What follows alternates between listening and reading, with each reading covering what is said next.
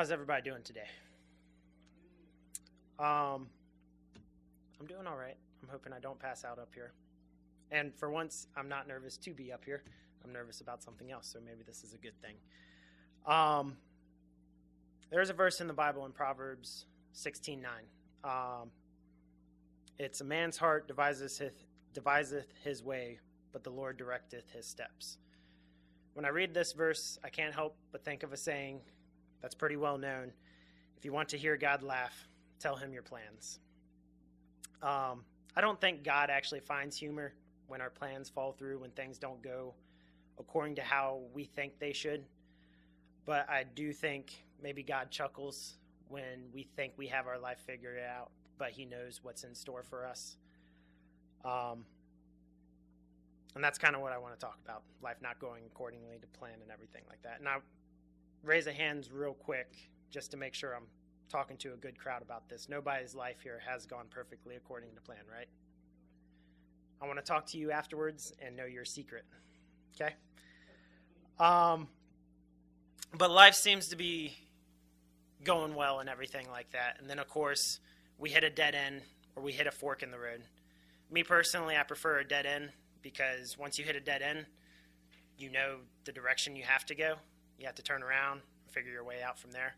But a fork in the road, I do not enjoy those as much because that involves a lot more thought process and figuring out which direction to take. Whenever we find ourselves in these positions, we tend to turn to God, which is good, and we want to know God's will for us.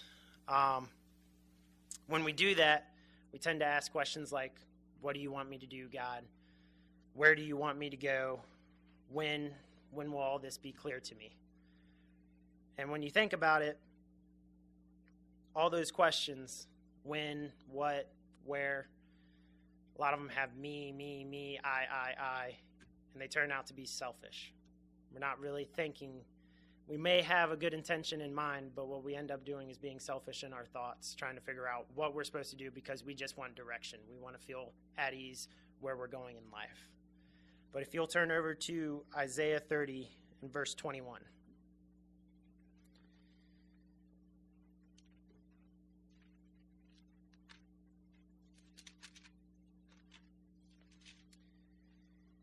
And in there, I'm reading out of the Niv in this.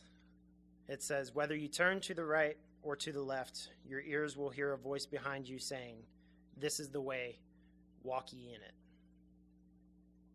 Whether you turn to the right or to the left, this is the way, walk in it. And really, that's where our focus should be. When we're in times of trying to figure out where we should be in life or where we should go, we should focus on the Lord and trusting in his ways and his love to guide us where we need to go. Turn to the right, turn to the left, it doesn't matter. Just remember his ways. Remember that he is God and he has you. Stop asking questions like what, where, and when. Ask more questions like who am I living for? How am I living? And why am I living this way? Because if we don't know why we're living, what is the reason of the who and the how? When we ask these questions and walk in God's ways, we will find ourselves surrounded by God's will. And when we are surrounded by his will, there is no wrong direction in life. If there is a direction we are to head in life, he will make those choices obvious and clear, and he'll put a dead end in front of you if you're going the wrong way. But otherwise, go left, go right, go straight ahead, go backwards. Doesn't matter because God's going to be with you. And when God has your back, there's really nothing to fear.